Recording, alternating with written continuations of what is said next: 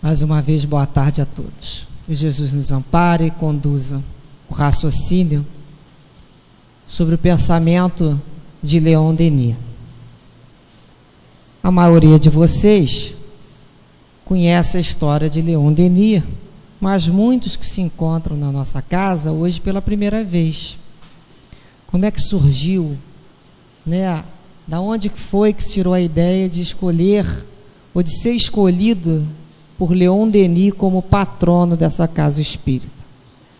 Logo após a compra desse terreno aqui, o nosso querido altivo presidente primeiro dessa casa tinha que escolher, após a organização da sociedade do Centro Espírita, escolher um nome para designar diante das instituições.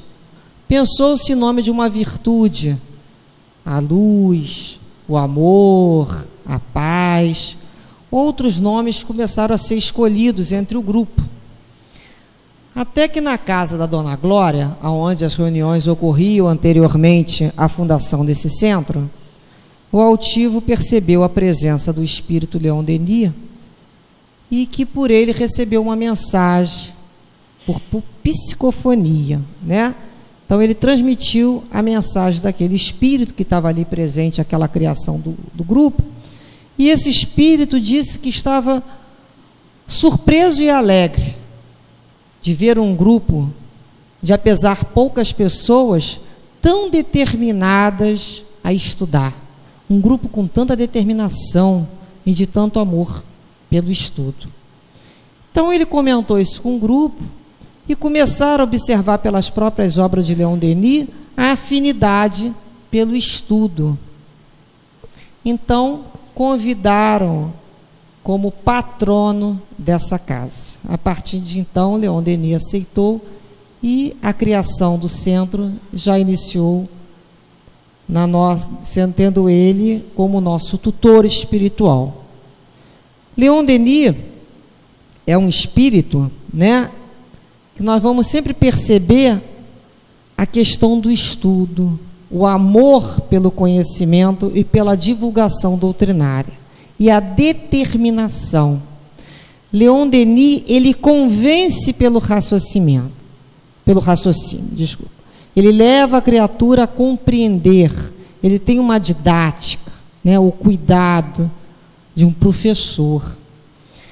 Então o altivo também diz que todos que começam a frequentar essa casa e a que se vinculam por afinidade são almas também muito determinadas como seu patrono. São almas valorosas e que amam o conhecimento e o estudo. Nós passarmos um pouco sobre a vida de Leon Denis de uma forma bem breve, nós retiramos desse livro Leon Denis na Intimidade. Foi escrita por Claire, ela foi secretária dele durante muitos anos, mas não utilizou do próprio diário, não. Ela utilizou, todo esse livro é contado a partir de outros historiadores que ela foi fazendo a pesquisa, né? Ela não quis nunca se considerar como uma biógrafa de Leon Denis. E ela relata os fatos singelos, mas que ficam marcados, né, do próprio Leon Denis. Então tem uma parte que ele diz assim: olha, eu tinha 18 anos quando li o Livro dos Espíritos pela primeira vez. Foi uma súbita iluminação de todo o meu ser. Eu não exigi provas a uma doutrina que respondia a todas as questões, resolvia todos os problemas de maneira a satisfazer a razão e a consciência. Reparem que Leon Denis, com 18 anos, lendo o Livro dos Espíritos, ele não sentiu dificuldade. Ele relata aqui que para ele foi uma recordação de uma doutrina que o satisfazia intimamente. É aquela hora que a gente fala assim: olha, isso está bem de acordo com o que eu imagino mesmo, isso vem bem de acordo com aquilo em que eu, né, idealizo, em que eu coloco as minhas expectativas. Isso não tem nada que para mim seja impossível, assustador ou muito diferente. Isso aqui era a lógica mesmo. Alguém conseguiu, da palavra, da fórmula, das letras, a uma ideia que às vezes a gente já traz, só que a gente não sabe expressar. Então, Leon Denis, quando leu pela primeira vez o Livro dos Espíritos, digamos assim, ele se encontrou. Esse é o alimento que ele necessitava. Nesse próprio trecho, ele comenta sobre o encontro com Kardec, que eles foram contemporâneos. Então, ele encontrou Kardec várias vezes. Eles alugaram uma sala, né, para fazer uma conferência, mas a Polícia Imperial, desconfiada, interditou o uso daquela sala. Então, eles se reuniram num jardim de um amigo, à luz das estrelas. Éramos bem 300 pessoas de pé, apertadas, pisando as platibandas, mas felizes por ver e ouvir o mestre Kardec, assentado em meio a nós, ante uma mesinha, e que nos falava do fenômeno das obsessões. No dia seguinte, quando fui levar-lhe os meus cumprimentos, eu encontrei-o nesse mesmo jardim, trepado num escabelo, colhendo cerejas para a senhora Kardec. O escabelo é um pequeno estrado que se coloca os pés. Então, Leon Denis descrevendo uma cena bucólica dele vendo Kardec colhendo cerejas para a sua senhora. Quando a gente começa a imaginar, né, a figura austera da codificação da doutrina espírita, mas vê nessas personalidades o singelo, o simples, o belo, o harmonioso na figura. Então, Leon Denis sempre vai passar para a gente o lado mais filosófico, enquanto Kardec aguça aqueles pesquisadores pelo raciocínio, pela inteligência. Quando a gente lê o Livro dos Espíritos, aguça o nosso interesse do conhecimento. Kardec nos fala ao coração. Kardec é a filosofia, é diferente. Um edificou a doutrina espírita e o outro vem concluir a obra no sentido do coração. Então, quando nós vamos ler o Kardec, quando a gente faz a leitura dos livros de Leon Denis, a gente percebe claramente o autor querendo entrar de alguma forma no livro e dividir conosco as alegrias do seu conhecimento. Ele se manifesta como se dissesse assim: olha, vamos raciocinar dessa maneira? Vamos perceber o fato sob essa ótica? Ele é extremamente cuidadoso com as palavras. Continuando essa pequena viagem da vida de Denis, mais um momento do livro, ela relata assim, olha, mais uma comunicação, né, um relato do próprio Denis. Eu mesmo, depois de ter recebido uma instrução sumaríssima, ou seja, ele quase não teve estudos, né, no sentido educação sistemática, ele me iniciei como pequeno empregado do comércio, o labor manual não me é estranho. Aos 12 anos eu já descolava flange. Flange é aquele disco de metal preparado para serem cunhados, tá? Isso ele fazia flange de cobre na Casa da Moeda de Bordeaux. E meus dedos de criança, sob o atrito do metal, frequentemente se tingiam de sangue. Aos 16 anos trabalhava numa fabricação de fansas e de tour e carregava nas costas os cestos nos dias em que se desenfornava. Aos 20 anos trabalhava numa manufatura de couro e carregava os fardos pesados de pele. Quando havia pressa, eu manejava a margarida, que é um pesado utensílio de madeira que serve para amaciar o couro. Obrigado a ganhar meu pão durante o dia, para mim e meus pais, consagrava as noites ao estudo, a fim de completar minha pequena bagagem de conhecimento, e desde esse tempo começou o enfraquecimento prematuro da minha vista. Então ele foi mais, a gente pode dizer, um autodidata. Você vê que a dificuldade para essas almas valorosas não é empecilho. Não é empecilho. Então, a gente lembra sempre daquela figura da semente lançada ao solo, e que irrompe, né? Que vence a dificuldade da terra, do solo, da escuridão e da frieza mesmo. Então ele já desde os 12 anos trabalhando, trabalhos pesados, tinha que sustentar a ele e aos pais, numa época dificílima, e à noite ele completava o próprio estudo. Então ele era aquela pessoa que buscava frequentar a concertos, ele ouvia, gostava de perceber, conhecer autores clássicos através da música. Todas as oportunidades esse espírito buscava para engrandecer a sua própria bagagem intelectual. Então, na realidade, ele é um autodidata. É aquela criatura que ela mesma complementa os estudos do qual ela não teve acesso numa educação regular, numa educação sistematizada dentro de uma instituição. Ela busca sempre e aproveita a oportunidade de estar sempre aprendendo, conhecendo com quem sabe. Mais um trecho adiante, para encerrarmos a questão da ideia de Denis, como é que era na vida, né? Então, ela complementa aqui a Claire. Leon Denis aproveitava as menores circunstâncias de suas leituras, as mais das vezes para nos fazer conhecer os seus desejos, seus últimos desejos. Lendo um dia um livro de um determinado senhor, a passagem relativa às cerimônias fúnebres, ele nos disse. Então ele estava lendo um livro sobre velório, sobre como é que os enterros, né? Então ele falou para ela: sabes muito bem que eu não quero uma grande quantidade de flores, apenas as sempre vivas amarelas, insígnia dos espíritos. A sempre viva é o emblema da imortalidade, e a cor amarela é o símbolo da luz. E o mestre havia acrescentado, que é sobre as obséquias dele. Ou seja, ele relatava em todos os momentos os desejos dele. Era uma pessoa que mantinha com ela esse laço de afeto. Ele já não tinha mais pais, ele era um homem que, à custa de muito trabalho, ele se via muitas vezes sozinho. Era com ela que ele confidenciava. Então é um livro muito bonito para nós captarmos um pouco da personalidade desse autor.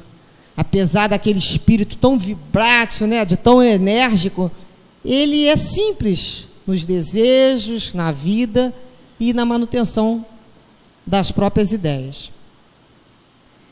Nós podemos falar também de Denis, lembrando de algumas de suas obras, né? Quando a gente fala de uma pessoa, a gente lembra das obras que a pessoa deixou. Como é que a gente lembra de uma criatura? Puxa, fulano falou isso enquanto estava vivo. Puxa, foi fulano na minha infância que me ensinou aquilo outro. E são os frutos. Nós somos como árvores, que vamos ao longo da vida colocando os nossos frutos à disposição daqueles que o sabem buscar. Então, Denis é essa árvore de conhecimento frondosa que não tem uma coisa chamada avareza. Ele não é avarento com o conhecimento dele. Pelo contrário, ele é generoso, ele é pródigo em dividi-lo.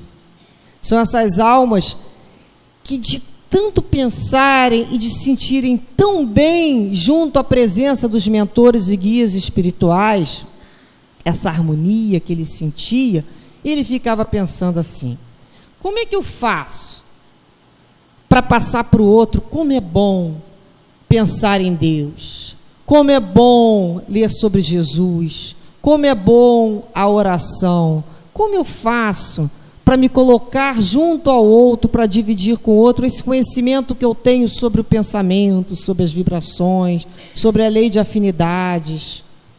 E de tanto pensar, ele foi falando, falou daquilo que Jesus tinha colocado no coração dele. Ele fala de Deus e passa a escrever, né? É quando nós temos então em seus livros, que a gente abre essa grandiosidade, a gente pode ver refletido esse amor que ele tem por nós mesmo, como um mestre, como ela mesmo chamava, um apóstolo do Espiritismo. E essas grandes almas com esses valores, eles não querem aquilo para si. eles têm um desejo nato de fazer esse processo da multiplicação, de dividir aquilo que a gente tem de bom. Por isso que quantas vezes a gente sai daqui, pega uma página e chega em casa e fala, poxa, trouxe para você também. Porque a gente não pode falar, eu escutei um estudo e me lembrei de você, né? Isso o espírita não deve fazer mais. O estudo é para si. A gente não usa isso aqui para o outro. O outro, se quiser ler e se encontrar no estudo, que ótimo. Mas a gente vai aprendendo que aquilo que a gente ouve é para a gente mesmo. Então a gente tem vontade de dividir com o outro e falar assim, olha, como é bom ir lá no Leon Denis, como é bom receber um passe, como é bom a gente ler um livro, né, de Kardec, um livro do Leon Denis que nos fala da vida, que nos fala da continuação. A gente tem essa vontade das pessoas que a gente ama, que elas também sintam essa mesma euforia pelo que o conhecimento nos proporciona. Num dos livros do Denis, que se chama O Porquê da Vida, ele coloca assim, olha, o que somos, de onde viemos e para onde vamos. Qual o homem que nas horas de silêncio e de recolhimento jamais interrogou a natureza e seu próprio coração, pedindo-lhes o segredo das coisas, o porquê da vida, a razão de ser do universo? Onde está aquele que nunca procurou conhecer os seus destinos, erguer o véu da morte, para saber se Deus é uma ficção ou uma realidade?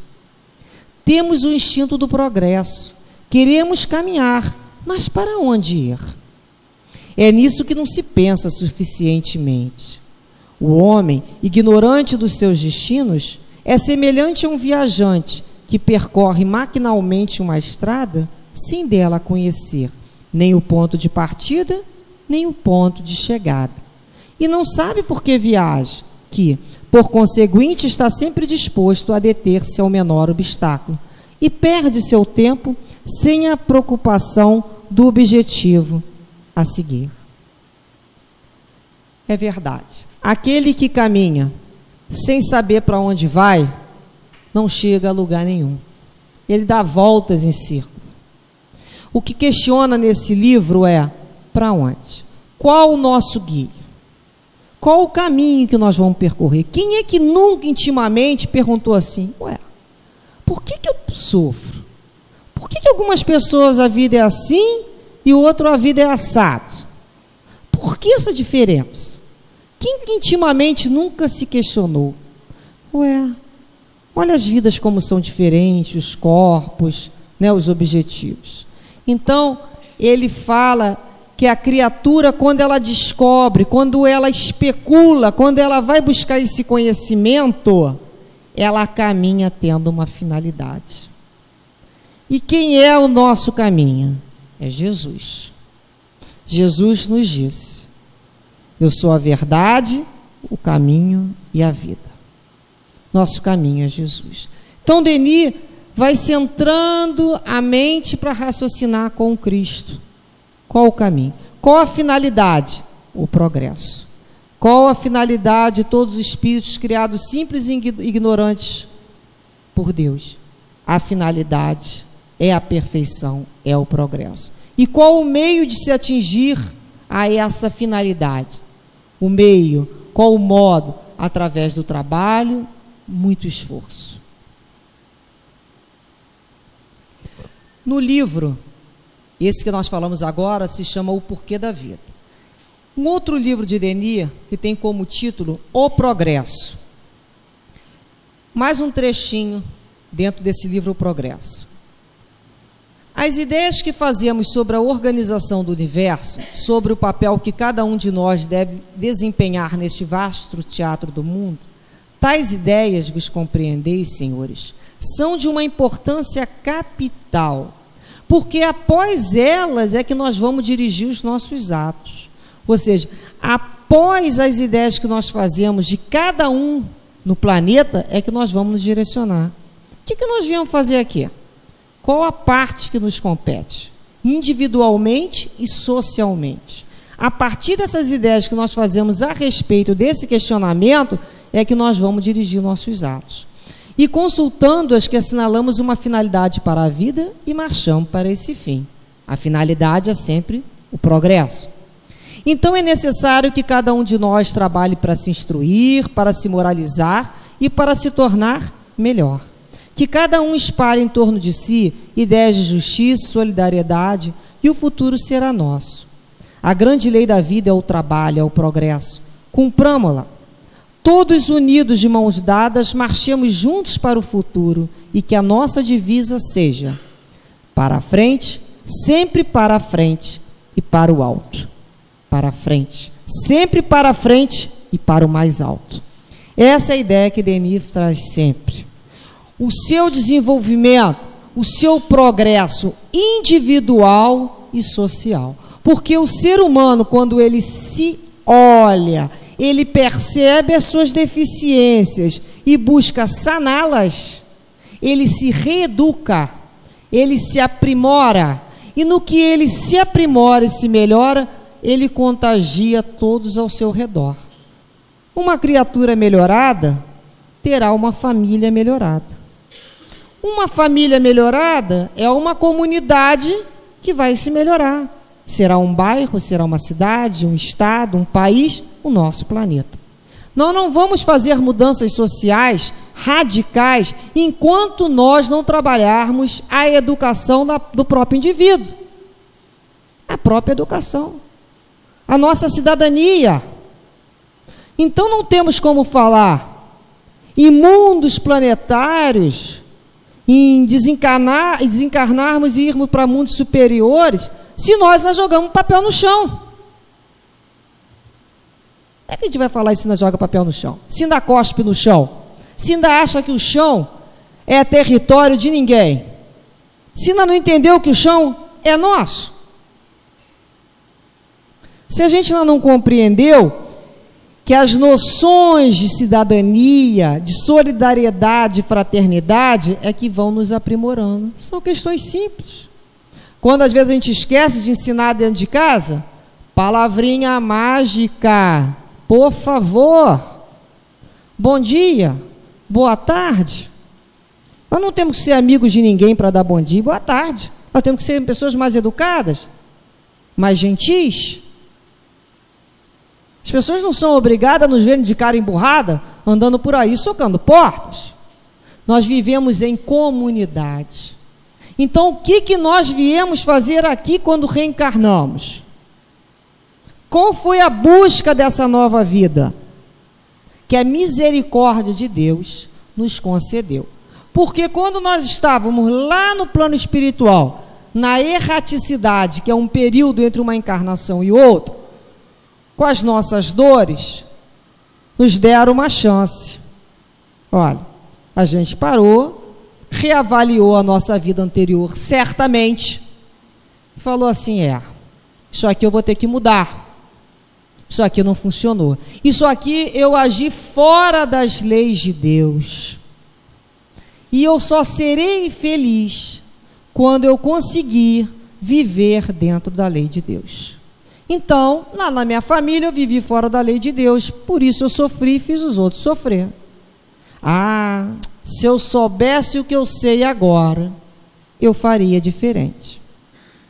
Nesse momento, com sinceridade de propósitos, com arrependimento e com vontade de reparação, o plano espiritual fornece à criatura sua nova oportunidade de vida. A misericórdia oferece a ele uma nova oportunidade. Vai lá, meu filho, como se dissesse assim. Faz agora diferente, faz melhor do que você já fez, seja responsável com teus atos, melhora o mundo que você vive e melhora o teu mundo interno. É quando a criatura reencarna. Então, qual é a prioridade da reencarnação? Sair daqui melhor que entrou, é o mínimo.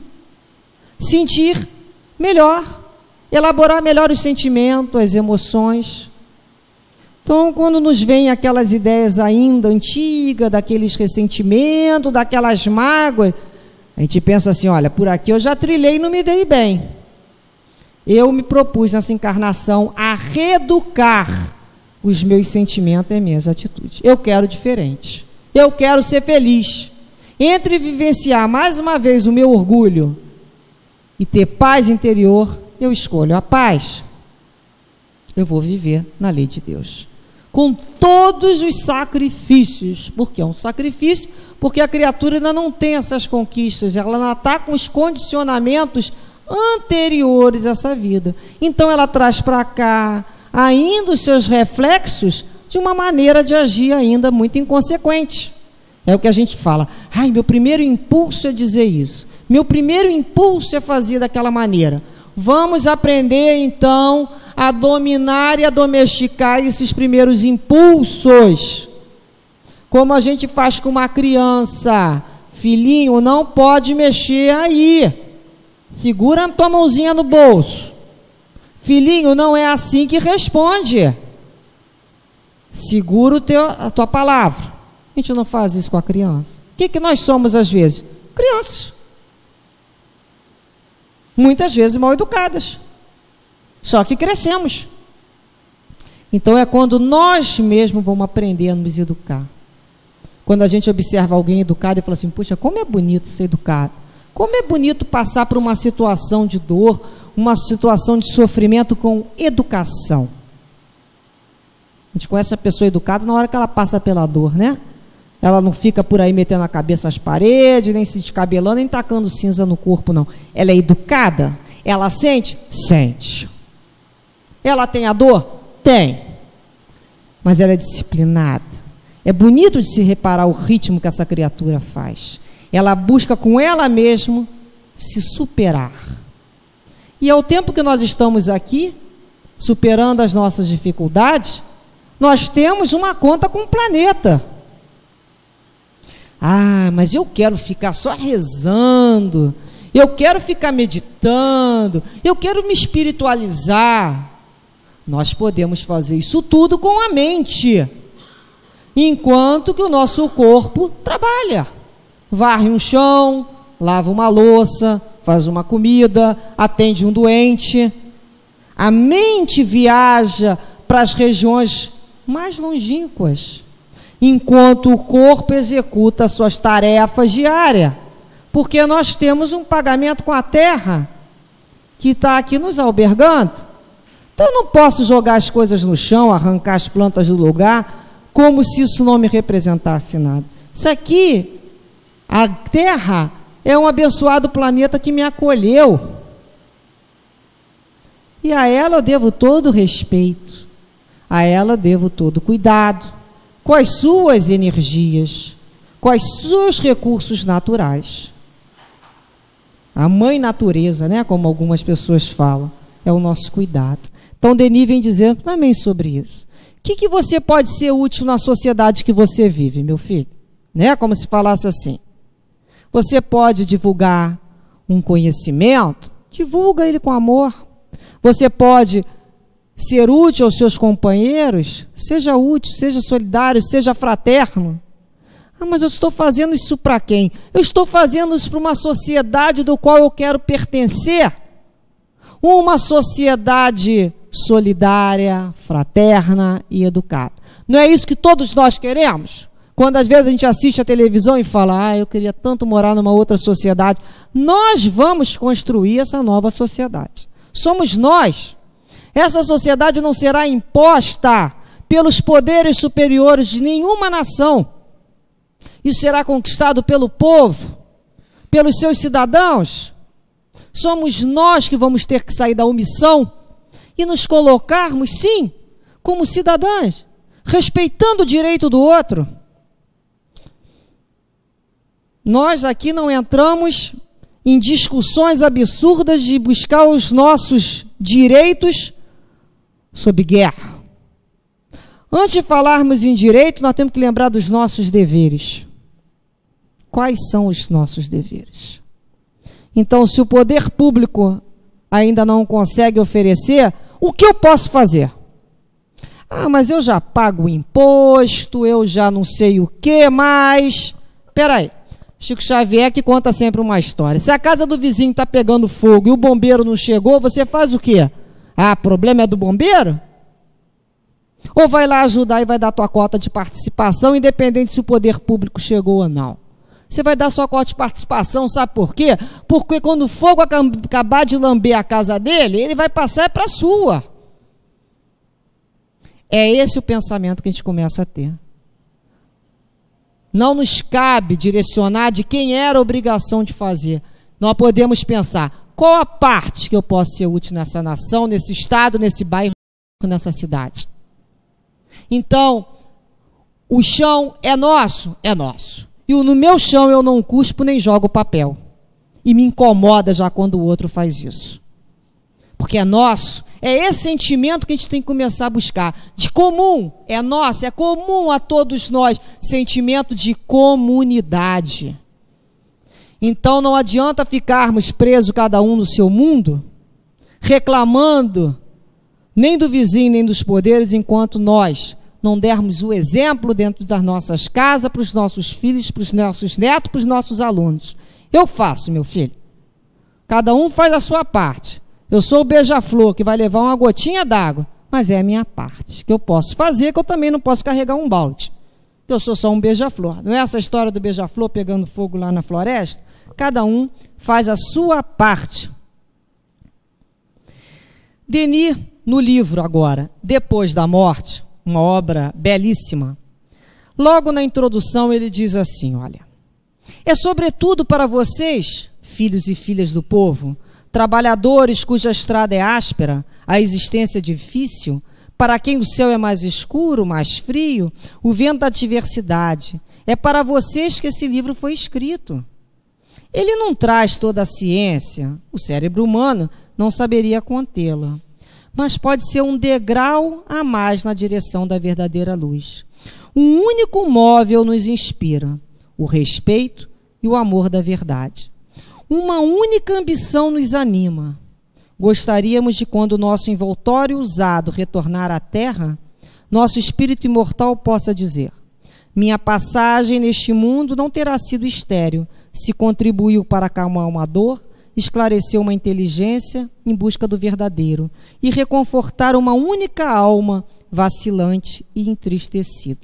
Então, olhem só, ele escreve todo um livro para aqueles que se sentem oprimidos de alguma maneira. Os oprimidos, os marginalizados, aqueles que buscam pelo sofrimento algo que os console, porque aquele que não tem dor está com o nariz às vezes empinado para o alto, nem se dando conta o que se passa abaixo. Denis escreve com alma para todos aqueles que se curvam às vezes sobre o peso das dores. E ele fala que ele seja esse livro um degrau. O que é um degrau? É uma possibilidade de subida. Ele nos puxa. Ele não é uma pedra de tropeço. Quantas pessoas nós conhecemos que foram degraus na nossa vida, que nos ajudaram a compreender melhor algumas situações. Os nossos professores lá do primário foram degraus. Que degraus maravilhosos! Quantas outras criaturas nós podemos interiormente denominar como degraus? Nos ajudaram a perceber de uma forma mais ampla e mais alta alguma situação. Então ele escreve e coloca a sua única ambição, que o dia que ele desencarnar, essa passagem nesse mundo não terá sido estéril, se ele contribuiu para instruir e consolar alguém. E isso ele fez. Por isso nós nos reunimos hoje aqui para agradecê-lo. Porque a passagem dele não foi estéril. Quem já leu os livros de Leon Denis e que já chorou junto, porque estava com muito sofrimento e ele consolou, agradece essa alma e fala: obrigado pela tua vida. Obrigado pelos frutos que tu nos deixaste. Obrigado pelas palavras de esperança, de consolo.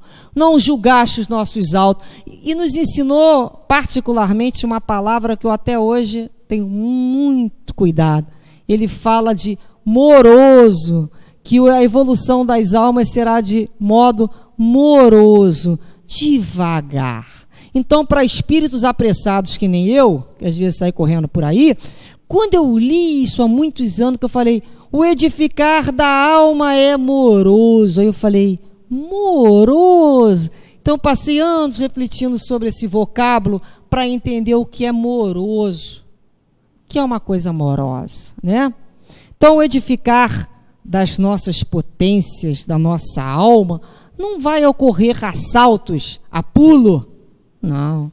Vai ser maturado, vai ser vivenciado fase a fase, para que aquilo se efetue como uma conquista da alma. E as conquistas não se fazem a salto nem de improviso, elas são maturadas. Então, muitas vezes, nós chegamos aqui com a cabeça desnorteada pelos problemas, pelas dores, e queremos a solução. Queremos ser bons, queremos ser igual Francisco de Assis, sem nos darmos conta que somos nós que vamos ter que efetuar a nossa conquista. Esperamos que o plano espiritual resolva os nossos problemas, esperamos que o passe de cura solucione as nossas dores, mas esquecendo o principal, que esse edificar é individual, é moroso, é você que vai se construir, e não adianta ler 10 livros ao mesmo tempo, porque conhecimento não é prática. Então vai ter que ler, espremer aquilo lá dentro e ver o licor que fica. O que foi que isso ficou para mim? Qual foi a essência? A primeira leitura. Lê-se de novo essas grandes obras. A leitura vai ser chamada releitura, porque o aproveitamento já será outro. Cada momento de leitura, a interpretação será cada vez mais aprimorada. Nós vamos saber ali o que nós estamos buscando, o que nós estamos procurando. Não se lê mais só por ler, se lê refletindo, se lê não mais engolindo, e sim saboreando aqueles ensinamentos. Depois ele continua nesse mesmo livro, depois da morte, ele fala assim, olha, sejam vocês quem forem os que leem essas páginas, saibam que nós nos encontraremos um dia. Declaração dele. Seja nesse mundo ou em existências futuras, numa esfera mais adiantada, na imensidade do espaço. Nós estamos destinados a nos influenciar no sentido do bem, a nos ajudar. Estamos destinados a nos conhecer, a nos unir. Esperando por esse dia, que meu pensamento vá em sua direção, ó meu irmão, ó minha irmã, como um testemunho de suave simpatia, que possa a minha simpatia sustentá-lo nas suas dúvidas, consolá-lo nas suas dores, erguê-lo nas suas fraquezas, que junte-se ao seu pensamento, meu, para pedir ao nosso Pai comum para nos ajudar a conquistar um futuro melhor. Olha que beleza. Ele fala que o pensamento dele, todas as vezes que nós lemos sobre Denis, nós tenhamos certeza que ele virá nos encontrar em pensamento. Estamos fadados a nos unir, a nos encontrar, foi o que ele disse. Que meu pensamento se junte ao teu, por uma prece, por uma oração. Ele é um espírito que se coloca em espírito à disposição das nossas necessidades. No outro livro, Problema do Ser, do Destino da Dor, esse é um livro, todos os livros, mas é um livro assim que a gente costuma comentar sempre, no sentido que não percam a oportunidade de estudar esse livro.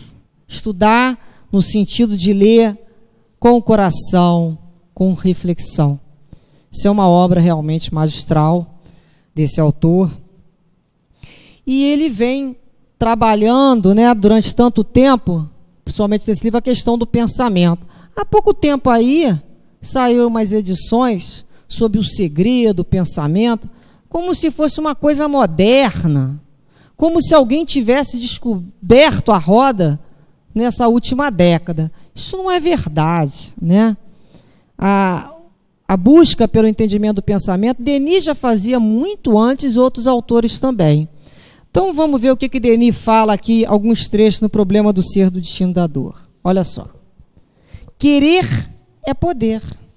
O poder da vontade é ilimitado. O homem consciente de si mesmo, de seus recursos latentes, sente crescer em suas forças na razão dos seus esforços. Sabe que tudo que de bom e bem possa desejar, há, de mais cedo ou mais tarde, realizar-se inevitavelmente.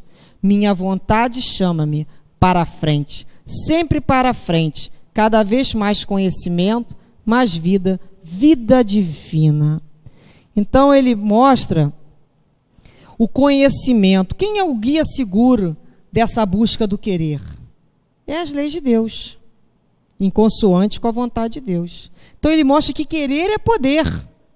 Uma vontade determinada, mas uma vontade calcada na lei de Deus. Eu não posso ter um desejo e pedir para Deus realizar meu desejo, contrariando a vontade do Pai. Como é que eu posso amar ao Pai contrariando-lhe a obra? Como eu posso? Não posso. Eu só sei que eu amo alguém quando eu atendo à vontade daquela criatura. Senão não é amor. Quando a gente ama mesmo, o amor de um filho para um pai presume-se o quê? Aceitação da vontade. Continuando.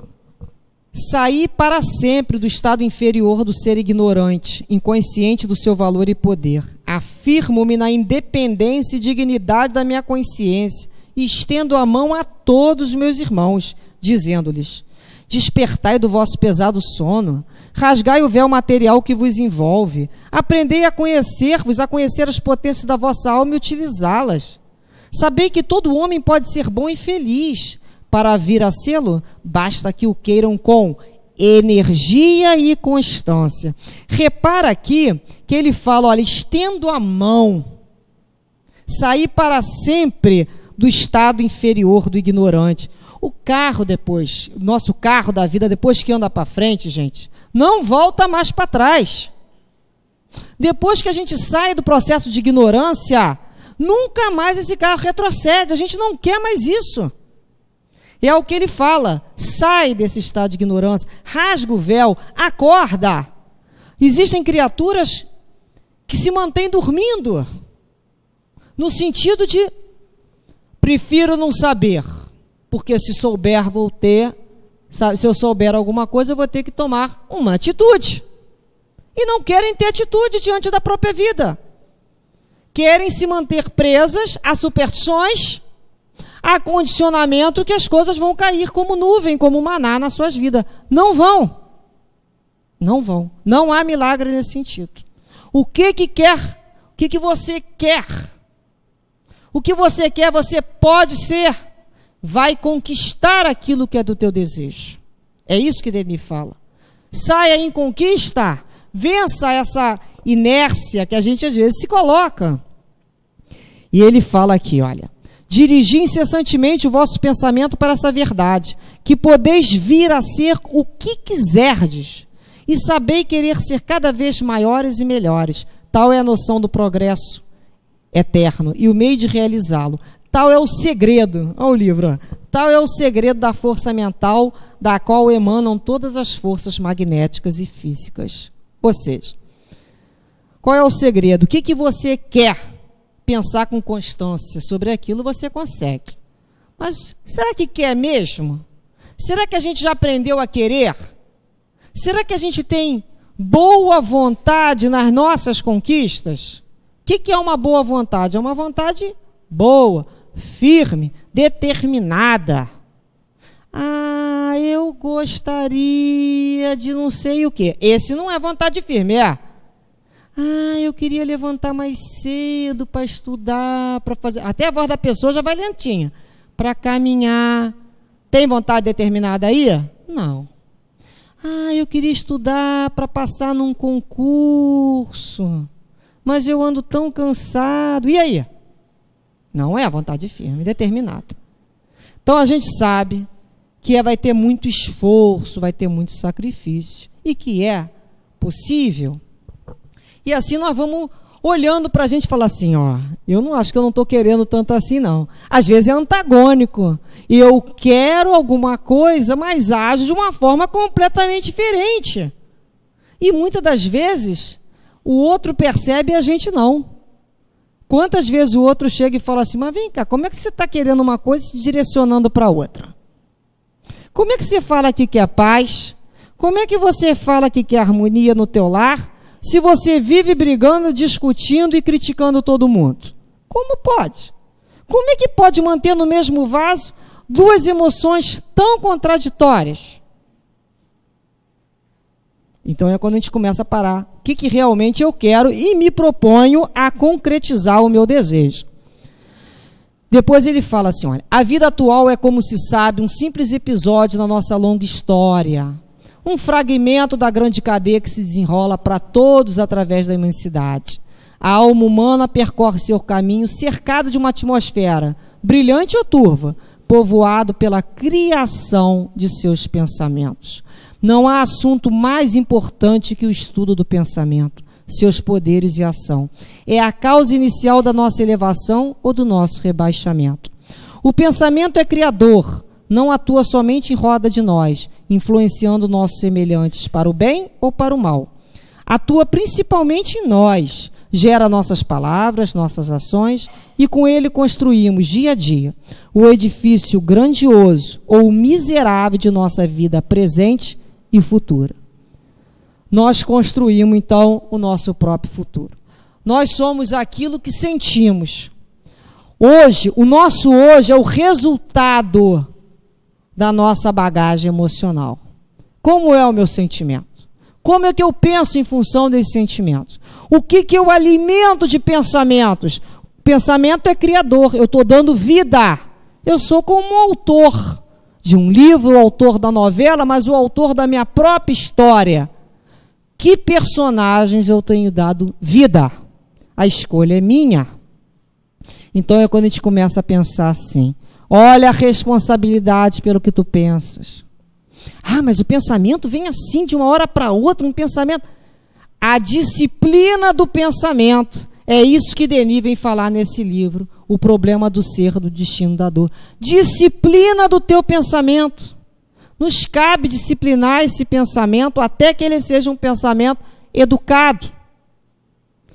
Eles vão se modificando. Vocês já viram a gota d'água batendo lá na pedra dura? O que acontece? Tanto bate até que fura. Gota a gota, muda-se todo o conjunto de água de um copo ou de um rio. Elas vão sendo o quê? Renovadas. Mais adiante ele fala assim, olha. Aprendei a abrir e a folhear o livro oculto em vós, o livro da metamorfose do ser. Ele vos dirá quem foste e o que sereis. Livro da metamorfose, nossa própria consciência. Quem eu sou? Em relação a quem? Ao meu vizinho? Ao meu irmão? Não. Em relação a mim mesmo. Como é que eu era? Há 20 anos? Há 10 anos? Semana passada? Ontem? Eu mudei? São questionamentos. Será que nós mudamos? Será que quem tem olhar de aprendiz? Será que quem tem vontade de mudar para melhor? Como é que eu era? O que eu vou vir a ser? Como é que eu estou? Quais são meus ideais? Quais são meus pensamentos? A resposta está em nós mesmos. A natureza não vai dar salto. Então é o livro da metamorfose que não vai dizer isso. As vibrações dos nossos pensamentos, as nossas palavras, renovam-se em sentido uniforme, expulsam de nosso invólucro os elementos que não podem vibrar em harmonia com elas, atrai elementos similares que acentuam a tendência do ser. Ou seja, a gente expulsa os pensamentos que são destoantes dos nossos, vibrando uniformemente. A gente sempre fala assim, ó, gatinho anda com gatinho, cachorrinho anda com cachorrinho, peixinho anda com peixinho. A gente anda por afinidade. A gente busca as questões por afinidade. Quando eu ligo lá o aparelho de TV, o que eu estou buscando ver? Quando eu pego um livro numa biblioteca ou numa livraria, o que eu busco ali para ler? Essa é a nossa busca. Nós vamos nos comunicar por semelhança e vamos afastar de perto de nós aquilo que não assemelha com a gente. E o nosso pensamento vai movimentando as características do nosso perispírito, que é esse corpo perispiritual que a gente chama, que é a ligação entre o corpo material e o espírito. Então, esse perispírito, a fluidez dele, a forma dele, é construída através dos meus pensamentos, das minhas emoções. Um perispírito bonito, bons pensamentos, boas emoções. Um perispírito pesado, denso, conflitante e que atrai para perto de si outros espíritos perturbados, pensamento perturbado, pensamentos conflitantes. Então somos nós. Nós somos a fonte de tudo isso. A fonte não está em outro lugar, não. Eu tenho que purificar a fonte que está dentro do meu coração e dentro da minha razão. Se o meu pensamento, meu sentimento ainda não é tão bom, mas peraí, eu tenho que raciocinar para melhorar ele. Eu não quero mais isso para mim. Então a fonte se encontra aqui, ó. Eu tenho um ponto de equilíbrio entre a minha mente, né, e meu coração, que são meus sentimentos. Então Leon Denis fala isso. Como é que você está expulsando os elementos contraditórios? Como é que está uniformizando o que tem a ver contigo? O que você quer para perto de você? São escolhas que são nossas. Bem, isso foi só uma pincelada, né? Muito pequenininha, para nós encerrarmos.